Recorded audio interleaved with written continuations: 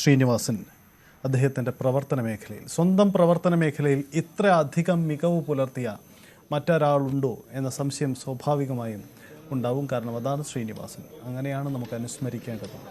ശ്രീനിവാസനെ ഓർത്തെടുക്കുമ്പോഴുള്ള സാഹചര്യം അതാണ്. ആജ്ഞ രവീന്ദ്രൻ ചേരുന്നുണ്ട്. ആജ്ഞ, വീട്ടിൽ പൊതുദർശനം എത്ര സമയം തുടരും? അതിനുശേഷം മാറ്റുക, മറ്റ് ക്രമീകരണങ്ങൾ അത് തീരുമാനിച്ചു കഴിഞ്ഞോ?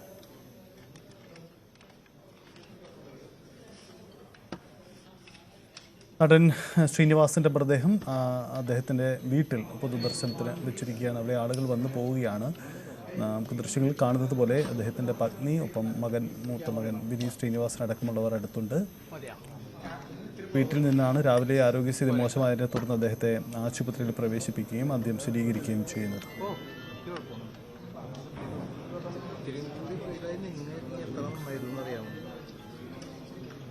യെസ്, കെ പി അഭിലാഷ് നമുക്കൊപ്പം തൊട്ടുന്നുണ്ട്. കെ പി അഭിലാഷ്, ഈ ശ്രീനിവാസൻ്റെ സിനിമകളിലെ രാഷ്ട്രീയവും ഒരുപക്ഷെ മലയാള സിനിമാ തിരക്കഥകളിൽ ഈ സാഹിത്യത്തിൻ്റെ ഒരു അതിപ്രസരം അനുഭവപ്പെട്ട ഒരു കാലഘട്ടത്തിൽ നിന്ന് മാറി സാധാരണക്കാരുമായി നേരിട്ട് സംവദിക്കാൻ കഴിയുന്ന തിരക്കഥകൾ, അതിനപ്പുറം പ്രമേയം, ഇങ്ങനെ വലിയൊരു പ്രത്യേകത ശ്രീനിവാസൻ്റെ സിനിമകളിൽ, അദ്ദേഹത്തിൻ്റെ സിനിമാ ഇടപെടലുകളിൽ പ്രത്യേകിച്ച് പരാമർശിക്കേണ്ടി വരും. കാലാതിവർത്തിയാണ്, കാലഘട്ടത്തിനപ്പുറമുള്ള സാധ്യതയുള്ള സിനിമകളാണ് അദ്ദേഹത്തിൻ്റെത്, തർക്കമില്ലാത്ത വിഷയമാണ്. പക്ഷേ അദ്ദേഹത്തിൻ്റെ സിനിമയിൽ നമുക്ക് നിരീക്ഷിക്കാൻ കഴിയുന്ന ഒരു കാര്യം കൂടി, ഈ തിരക്കഥകളുടെ സംവദിക്കാനുള്ള ഒരു വലിയ ശേഷി അങ്ങനെ കൂടി കാണണ്ടേ?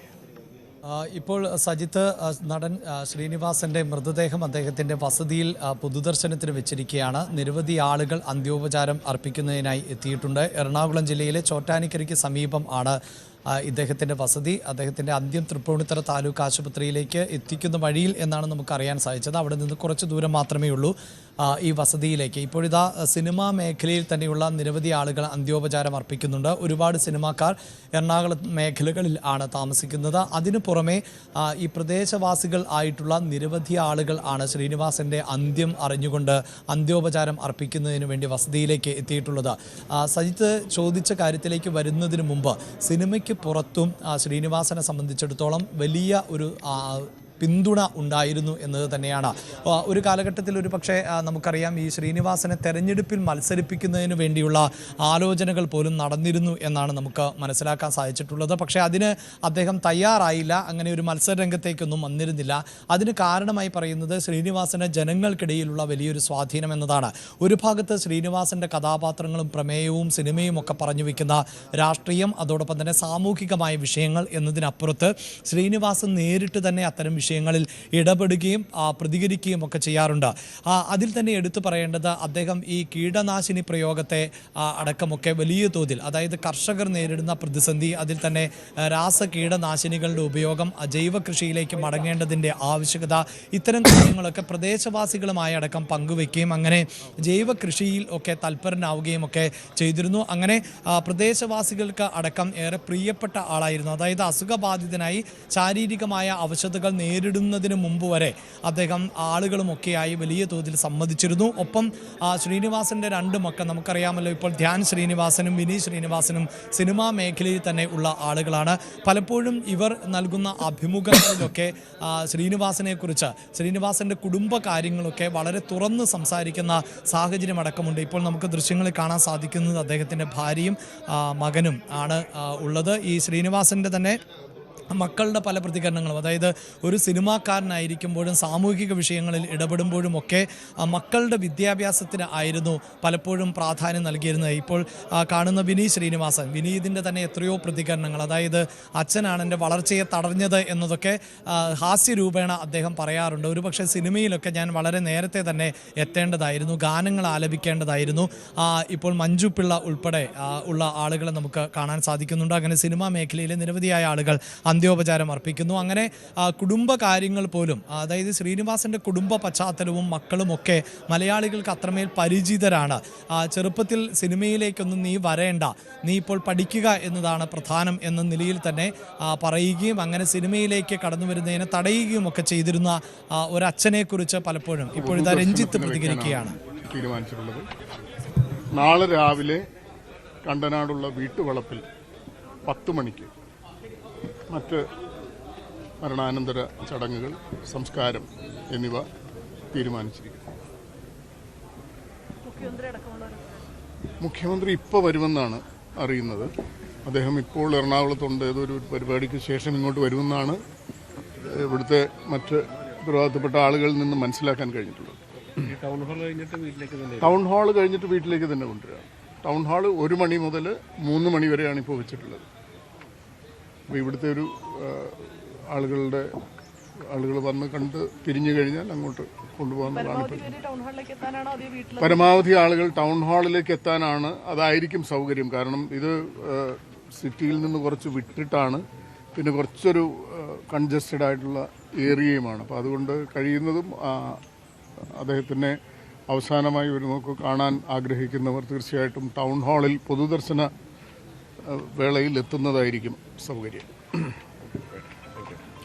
യെസ്, അതായത് സജിത്ത്, രഞ്ജി പണിക്കരുടെ പ്രതികരണം അദ്ദേഹം സൂചിപ്പിച്ചത് അത് തന്നെയാണ്. ഞാൻ നേരത്തെ സൂചിപ്പിച്ചതുപോലെ ചോറ്റാനിക്കരയ്ക്ക് സമീപം കണ്ടനാട് എന്ന് പറയുന്ന പ്രദേശത്ത് ശ്രീനിവാസൻ തന്നെ അദ്ദേഹത്തിൻ്റെ താല്പര്യാർത്ഥമാണ് ആ ഇടം കണ്ടെത്തിയത് എന്നുള്ളതാണ്. അത് ഒരല്പം കൺജസ്റ്റഡ് ആണ് എന്ന് ഇപ്പോൾ രഞ്ജി പണിക്കർ പറയുമ്പോൾ അതൊരു ഗ്രാമപ്രദേശത്തിൻ്റെ അന്തരീക്ഷം ഉള്ള ഇടമാണ്. അവിടെയാണ് ഞാൻ സൂചിപ്പിച്ചതുപോലെ ഈ കൃഷി, കോമ്പൗണ്ടിൽ കുറച്ച് കൃഷിയും മറ്റു കാര്യങ്ങളുമൊക്കെയായി അങ്ങനെ ഒരു വിശ്രമ ജീവിത രീതിയിലേക്ക് അദ്ദേഹം പോയ ഒരു വീടാണ് ഇപ്പോൾ ഈ കാണുന്നത് ദൃശ്യങ്ങളിൽ.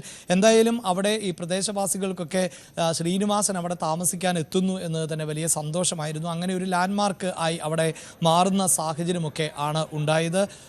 ഇപ്പോൾ വിനീത് ശ്രീനിവാസൻ അദ്ദേഹം ഒരു സിനിമാ തിരക്കുമായി ചെന്നൈയിലേക്ക് പുറപ്പെടുമ്പോഴാണ് ഈ മരണവാർത്ത അറിഞ്ഞ് ഇപ്പോൾ തിരികെ എത്തിയിട്ടുള്ളത് എന്നതാണ് മനസ്സിലാക്കാൻ സാധിക്കുന്നത്. ഒപ്പം ധ്യാൻ ശ്രീനിവാസനും പലപ്പോഴായി പല അഭിമുഖങ്ങളിലും പറഞ്ഞിട്ടുണ്ട്, അദ്ദേഹം ഇങ്ങനെ നിരവധിയായ സിനിമകളിലൊക്കെ അഭിനയിക്കുമ്പോൾ പലരും ചോദിച്ചിട്ടുണ്ട് എന്തിനാണ് ഇങ്ങനെ പല സിനിമകളിൽ, അതിൽ ശ്രദ്ധേയമാകാത്ത സിനിമകളിലൊക്കെ അഭിനയിക്കുന്നത് എന്ന്. അന്ന് ധ്യാൻ നൽകുന്ന മറുപടി, തനിക്ക് സിനിമയിൽ അവസരം ലഭിക്കുന്നത് തൻ്റെ മികവ് കൊണ്ടൊന്നുമല്ല, എൻ്റെ പേരിനോടൊപ്പം ഒരു ശ്രീനിവാസനുണ്ട് എന്നതുകൊണ്ടാണ് തനിക്ക് സിനിമയിലേക്ക് അവസരം ലഭിച്ചത് എന്നും അങ്ങനെയുള്ള ഒരു അവസരം മാത്രമാണ് ഇപ്പോഴും തന്നെ തേടിയെത്താറുള്ളത് എന്നുമൊക്കെ ധ്യാൻ പറയുന്ന സാഹചര്യമുണ്ട്. ഇനിയിപ്പോൾ എന്തായാലും നേരത്തെ സജിത്ത് സൂചിപ്പിച്ചതുപോലെ സിനിമകളിലേക്ക് കടന്നു വരുമ്പോൾ നമ്മൾ നേരത്തെ സൂചിപ്പിച്ചിരുന്നു ശ്രീനിവാസൻ്റെ കഥാപാത്രങ്ങളുടെ പ്രത്യേകത എന്നത് അദ്ദേഹം ജീവിതത്തെ നേരിട്ട് സ്പർശിക്കുന്ന കഥാപാത്രങ്ങളെയും പ്രമേയങ്ങളെയും മാത്രമാണ് അവതരിപ്പിച്ചിട്ടുള്ളത്. നമ്മുടെ നാട്ടിലെ നമുക്കറിയാവുന്ന വ്യക്തികളെ ആയിരിക്കും ഓരോ സിനിമയിലും അദ്ദേഹത്തിൻ്റെ കഥാപാത്രങ്ങളിലൂടെയൊക്കെ കാണാൻ സാധിക്കുന്നത്. അതിൽ തന്നെ രസകരമാകുന്ന മറ്റു വിഷയങ്ങൾ കൂടിയുണ്ട്. ഇപ്പോൾ അല്പസമയം മുമ്പായിരുന്നു സത്യൻ അന്തിക്കാട് നമ്മളോട് പ്രതികരിച്ചത്. അദ്ദേഹം വിതുമ്പി അത് പൂർത്തീകരിക്കാൻ പറ്റാത്ത സാഹചര്യം തന്നെ ആണ് ഉണ്ടായത്. അദ്ദേഹം തന്നെ ഈ ശ്രീനിവാസൻ തന്നെ ചെയ്തിട്ടുള്ള ചില സിനിമകളുമൊക്കെയായി ബന്ധപ്പെട്ട് പരാമർശങ്ങൾ നടത്തുന്ന സാഹചര്യമുണ്ടാകുന്നു. ശ്രീനിവാസൻ അഭിനയ തൽപരനായിരുന്നുവെങ്കിലും ആൾക്കൂട്ടം ഉള്ളപ്പോഴൊക്കെ ശ്രീനിവാസന് അഭിനയിക്കുക എന്നത് ഏറെ പ്രയാസകരമായിരുന്നു എന്നതൊക്കെ അദ്ദേഹം ഓർത്തെടുക്കുന്നുണ്ട്. അതിലേറ്റവും എടുത്തു പറയുന്ന ഒരു രംഗം എന്നത് എല്ലാവർക്കും പരിചിതമായ പവിഴമല്ലി പൂത്തുലഞ്ഞ നീലവാനം എന്ന് തുടങ്ങുന്ന ഒരു ഗാന ചിത്രീകരണവുമായി ബന്ധപ്പെട്ട പ്രതികരണം അദ്ദേഹം നടത്തിയത് ഓർത്തെടുക്കുന്ന ഒരു സാഹചര്യമുണ്ട്. അത് മുല്ലനേഴി എന്ന കവിയാണ് ആ ഗാനം എഴുതിയത്. സത്യനന്ദിക്കാടിന് വേണ്ടി എഴുതിയ ഒരു ഗാനമാണ്. യഥാർത്ഥത്തിൽ അതൊരു നല്ല പ്രണയ ഗാനം ആണ്. ഈ ഗാനം ആലപിച്ചത് യേശുദാസാണ്. സത്യനന്ദിക്കാട് തന്നെ ഒരു അഭിമുഖത്തിൽ പറഞ്ഞത്, യേശുദാസിനോട് ഈ സിനിമയുടെ ഒരു സാഹചര്യം പറഞ്ഞു കൊടുക്കുന്നു. അവിടെ ശ്രീനിവാസനാണ് നായകൻ, അദ്ദേഹം ഒരു പോലീസ് ഉദ്യോഗസ്ഥനാണ്, പ്രേമിക്കാൻ അറിയില്ലാത്ത ഒരു പ്രേമരംഗം ആണ് ചിത്രീകരിക്കുന്നത്, ഒരു പരിധിവരെ ഒരു ഹാസ്യരൂപേണയാണ് അത് ചിത്രീകരിക്കുന്നത് എന്ന് പറയുമ്പോൾ എങ്കിൽ പിന്നെ ആ ഗാനവും അങ്ങനെയാണോ ആലപിക്കേണ്ടത് എന്ന് യേശുദാസ് ചോദിക്കുന്നുണ്ട്. പക്ഷേ അവിടെ സത്യനന്ദിക്കാട് പറയുന്നത് അത് വേണ്ട, എല്ലാ പ്രണയത്തിൻ്റെയും മാധുര്യമുള്ള ഗൗരവമുള്ള വരികൾ അതേ രീതിയിൽ തന്നെ പാടിയാൽ മതി എന്നുള്ളതായിരുന്നു. ആ ഗാനം നമുക്ക് കേൾക്കുമ്പോഴും അത് ബോധ്യപ്പെടുന്നതാണ്. പക്ഷേ ആ ഗാന രംഗത്തിലേക്ക് വരുമ്പോൾ